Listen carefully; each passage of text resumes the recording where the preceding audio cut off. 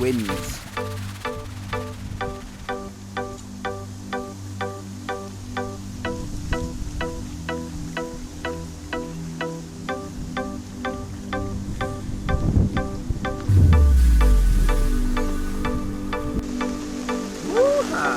Extreme carping here, some extreme weather.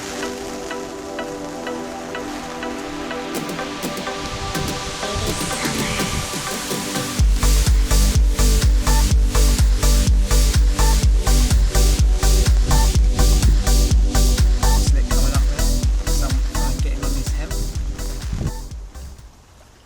Good morning, welcome back to Big Girl Hunters, back on my campaign lake. I was on here last Thursday and Friday. Oh no, it wasn't actually, it was Wednesday and Thursday I did. A couple of nights, nothing really came out. That I had a catfish back on here. It's about 8, I don't know, half 7 in the morning. I'm just having a tea, and I got here last night at about 7:30, and it was already dark as I got here. Like, realisation that the summer is gone. Hard to believe because the weather's still not that cold. We're in what now, that 9th of October, so it's getting dark real quick. I hate getting set up, and not only that, insane winds, and it was pissing down. To be fair, it is extreme weather. There's only 6 anglers on this lake. Last night I didn't hear one bite alarm, but that's the quietest I've seen it all season because the weather was really extreme. But the pressure was dropping low, a lot lower than what it has been. So me being crazy mug, crazy carper, thought fuck it, come out, endure it.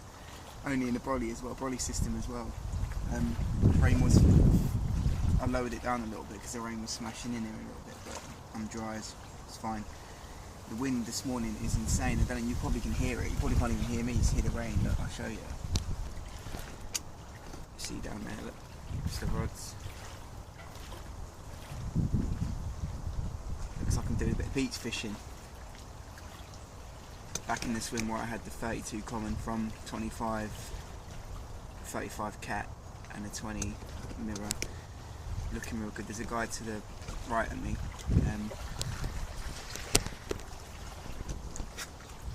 He's been here for a week fishing the lake behind me, which is a real known. It's a hard pit. He had one out. You alright, mate? You? Yeah, not too bad. Do you want to say hello to the camera? Morning, camera. Did you have anything last night? You know what? I had about a 7-pound cat. Did you? A little It was tiny about one. this big, mate. It was about this big. That's terrible. I know. I didn't have nothing. Oh. I thought with this wind, I thought it would be bang on, but Strong winds all day today. oh, you'd think that'd be good, wouldn't it? Especially that it's literally just pushing straight towards us. Yeah, definitely. I wasn't very confident. I don't like casting out in the dark. I like to get it. Where the ledge is. Yeah, I mean I can feel it still, but it's it's just that confidence thing. I can't believe it. Swinged off. That through there. Started going down there. It started coming up. I thought, oh, here we go. I've got a big slab of a bream, slightly big. Oh, it is. Catfish about that big. Well, I'll keep that and put it in my pond. Yeah. See, speak of the devil, and he will appear. Yeah, he's a nice lad. So anyway, yeah, got here late. Literally set up from scratch in the dark. Managed to get everything out within an hour. Everything set up and that. Quickly with the brolly, got all the rods out. Had a quick lead around. I know this swim route too well. I was looking for the deepest water and the deepest silt at this time of year. I always find all spring and summer they've been smashed on hard spots, so just a nice deep bit of silt and a load of boilies over the top, nice stiff hinge rig or a little snowman or something like that in the silt, love it. So I couldn't really I sort of had my markers in the background, but you know, it's still getting out in the dark. It's not my thing. I don't like it. But you know, you've got to be in it to win it. So still got all day, which nothing really happens in the day here. But still got all tonight. Going tomorrow morning. So we'll see what happens. And hoping it's not going to be another blanker. Well, I had that cat last session, but it's still a blank. Cats don't mean anything to me. So they're alright occasionally, but it's sport when you get a big girl, but still slimy thing. Wish they weren't in it. Rather have a nice big slab than a broom, and then a cat. Or a nice tench. Woo, baby! Chair, baby. It's a beautiful morning, except for this crazy wind.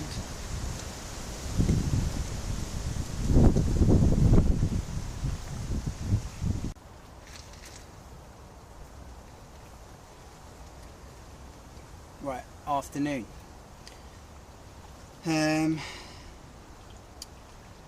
As you can see, probably tell by my face, I'm not a happy boy. I've just made a really stupid mistake. Oh, sorry, it's really windy. Don't know if you can hear my voice over the fucking wind, but it's so far it's been one of those sessions from hell, really. Got it dark, set up dark, that was fine, but the wind and the rain has just been non-stop.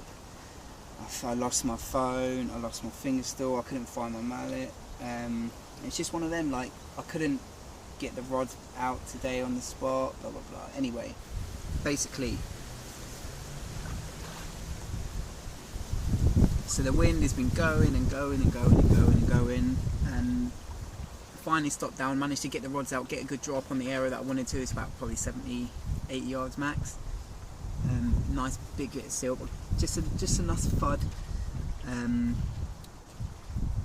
Big mirror came out over the spot, sweet, got the rods out, been out for 20 minutes. The middle rod rips into action, taking lines, bend into it, nothing. Like, what's going on? How can this even happen? Like, this hooks are sharp, I know the rigs are working. Bring it in, and what's on the end of the hook is the little cap that you get. Let me show you what I mean. Now, I'm pretty sure there's a lot of people, I've heard of people doing this, that wouldn't admit that they've done this. Right, so these are the hooks that I'm using on this particular rig. You see them there? They have this little cap. It's a little plastic cap, and I've never done this before, and I've used these for a couple of years now, and I laughed at anyone that told me they ever did that, like they're some dickhead. But true behold, I bring it in, and there's one of them on the end, and I had no sleep last night. It took me like an hour to get the rods out because of the wind. I was stressed, I'd lost my finger still, like everything. I was just losing my shit, and that's what happens when you lose your shit. And I've just, you know, that was a proper nice take, definitely a carp. You know, could have been the one I was after, you just don't know. And I've lost it because of stupidity. Now, a lot of people wouldn't admit that, but I'm telling you, because I want people to learn from it, don't ever do that. Make sure you check. Like, these hooks are wicked. They're really sharp, and that little point, it sharpens down really easy if you're using your own sharpener. It sharpens down really good as well because of the coating isn't on it, so you can get it razor sharp. Size 4. The captors, the curved ones. I wish they did a long shank, do a long shank curve, but yeah, so that's happened today, and I'm gutted. You know, when you get that feeling that you like in the bottom of your stomach, you're just absolutely gutted. So yeah, that's what's happened. So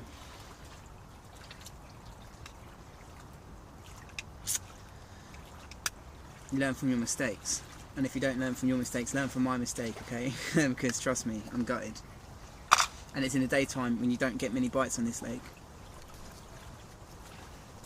Remember that one. Right, good morning.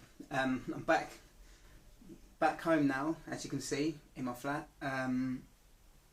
So that was a bit of a nightmare session. I left the lake really early at about 7:30, so it was pretty much still dark, and I had a 14, I think it's 14 and a half common, a nice looking fish, quite a nice dark fish, but didn't get any footage of it. It was so dark, it was pissing it down with rain. You know, you've seen doubles before, so there's no need to film it, so I put that back, and a cat could have been a 20 or a high double, I don't know.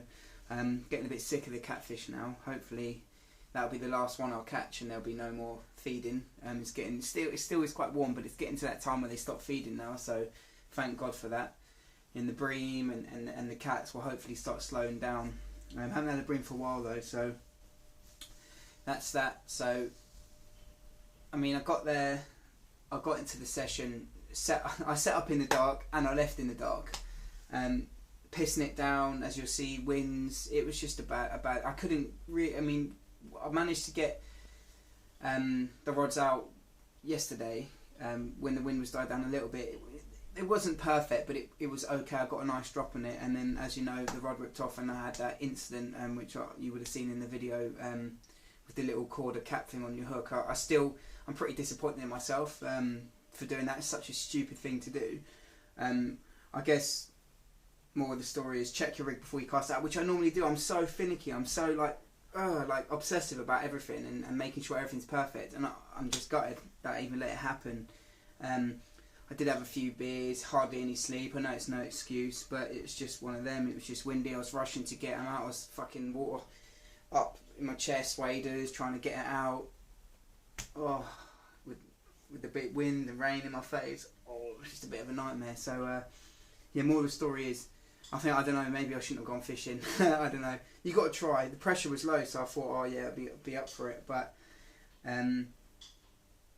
it was just, and I only had my brolly, stupidly. I should have bought my bivvy brolly system type thing, and it was just a bit of a nightmare. But back home, you know, learned a little bit. It's a swim that I've fished before, so I knew where the spots were, which helped and stuff. No, I didn't hear anything else come out last night, so for some reason I don't think it's not fishy. I thought that wind, I was right in the face of it. That's why, because it was quite quiet when I got there, and I managed to set up in where I really wanted to be, right in the face of the wind, because I thought they'd be on that wind, but obviously they weren't. Saw one show, and yeah, just as I explained. But I put a post on the Big Girl Facebook a week ago or so, asking about questions.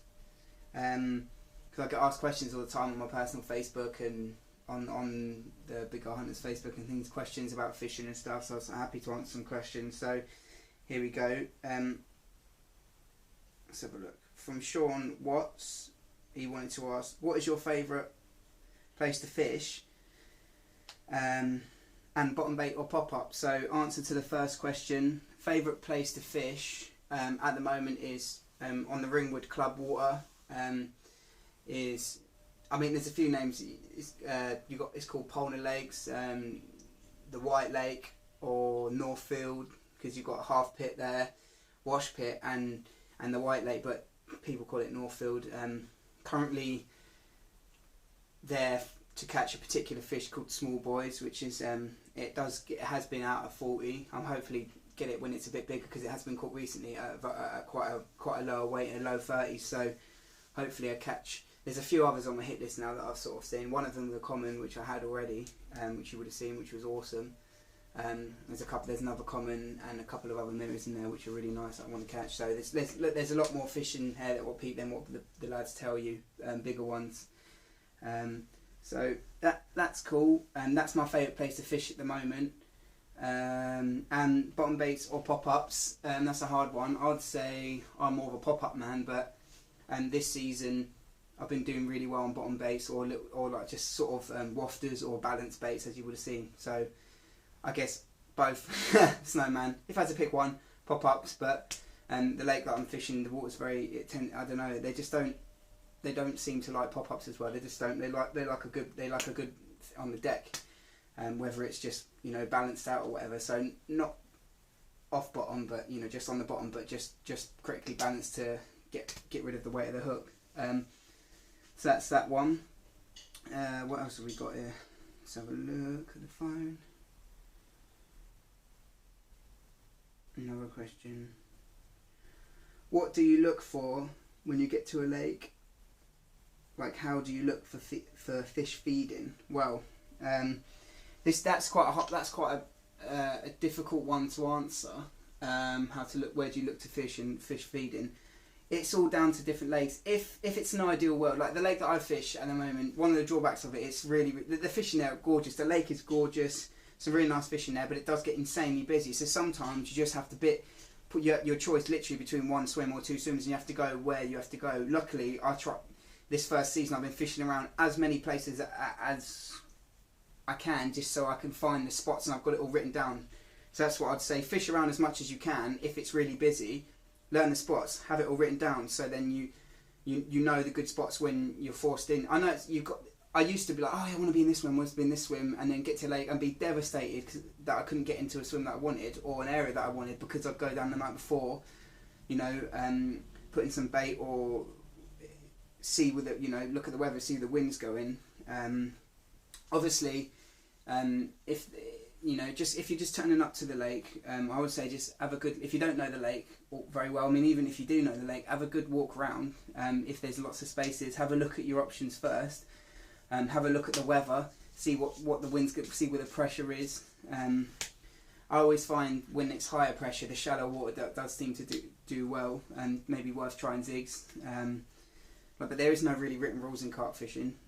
One thing, when you think you've cracked it, they'll just switch it up on you. So yeah, just have a good look around, try and see if you can spot some fish. Things to actually look for feeding fish. Look for fizzing. Obviously, generally look for, if it's really, really windy, look for the wind, because look for coloured water, look for where the wind's pushing in, little areas, little sanctuaries where the wind's actually pushing in. That's because it churns up the bottom where the water's coloured. That's a good area. And also where there's slack water and it's nice and calm off the wind, that can sometimes be good. I find it's not really, the fish follow the wind, all the fish follow the wind, or I'd say different fish in the lake, especially if you're trying to catch one particular fish, find out what that fish likes. Some of them like being in there amongst it all, getting all with the wind, and some of them like just chilling off with the slacker. So find out about that. Just generally look for fish. I mean, half the people say, oh yeah, look for fish. You've come there for a day or for 24 hours. You don't want to spend hours looking around, because you could do, but you want to get ready, especially if it's going to piss it down. You want to get your bivvy up or whatever. So just look, and they will, if you just keep looking, you will get some sort of signs. See them rolling, see fizzing, I know there's a lot of bird life on this lake, and sometimes the birds spook off the fish. It's often the catfish, but tends to be where there's catfish is carp, because there's bait, so they tend to sort of be around the same sort of areas. Look obviously for fish showing, look at the wind, look for features.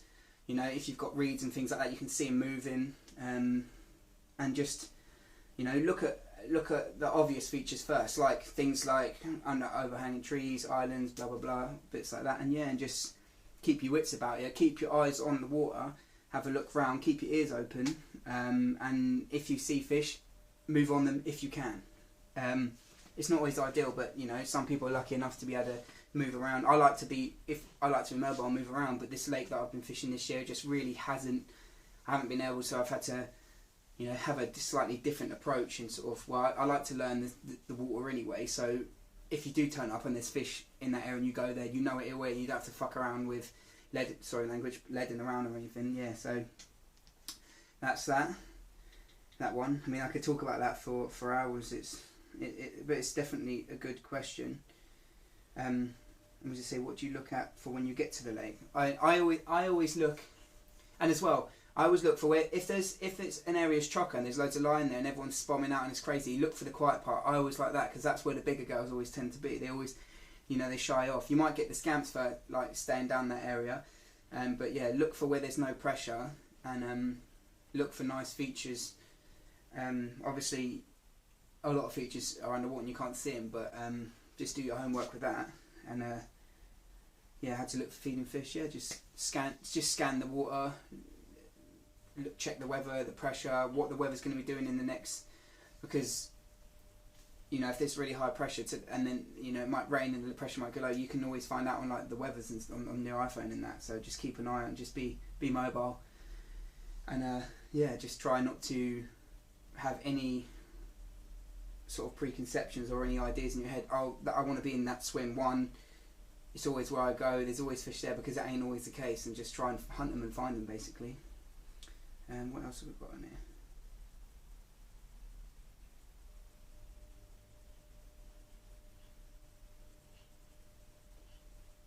Liam Grant asking, am I still using just boilies? This time of year I am just using sort of I'd say mid to late summer going through autumn is when I mainly stick to. I will use boilies in the spring, but more in a mix. So early spring I like to use particles. I find it gives you a massive edge. Everyone's boiling it up, but I find that carp, you know, nice tasty mix of all the hemp oils and the pellet and the chili and all the other bits and chopped up boilie. They'll take that more in the spring. Now this time of year they're looking for food, they know what they want, so you know, with big old spread of boilies, using nutcracker, that'll be the bait I'll be on for a while now. Love the bait, you know, it's been a hit wherever I've taken it straight away. As soon as I saw it and smelt it and my mate showed me, I knew it was going to be a winner, so I moved onto that. Yeah, so yeah, on the boilies for now, and as it goes into winter, as good as it starts all the way, I'd say, because it can be, I still will put out a few boilies right up until probably sort of the start of January, when I start to slow things down a little bit. And then you're looking at little PVA bags, boilie crumb with a little pop up and things like that, so little traps. But yeah, so there's some questions, answers. Got away. Let's have a look.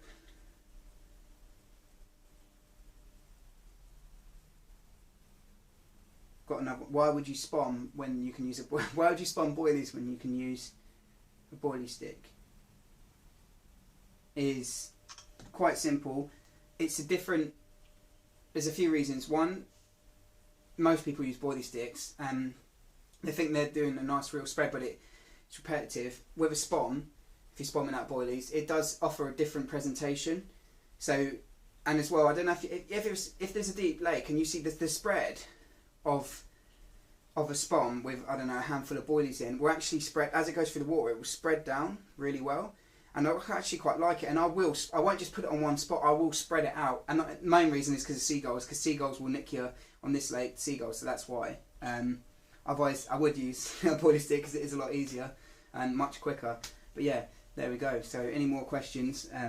You know, don't hesitate to ask or whatever. And hopefully you guys have been doing a lot better than what I have recently. I've had a couple of dust sessions really. You know, you feel like you're in your stride and things are going well, and then, you know, mainly due to time limitations and weather and just not having it. But you know, at least I pulled a couple of catfish out and a nice common. But hopefully that target fish won't be too far away. I want to catch it in a few months when it's a bit bigger. But you know, when you catch, hopefully I say I will catch it rather than maybe, because I won't stop until I've got it. But there we go. Hope you guys enjoying the videos, and don't forget to subscribe and like and all that sort of stuff. And you know, if you want to chat carp or whatever, add me up on Facebook, message, put comments on the videos and all that sort of stuff. Yeah, and I hope you like my painting that my stepdad did for me. Take it easy, tight lines.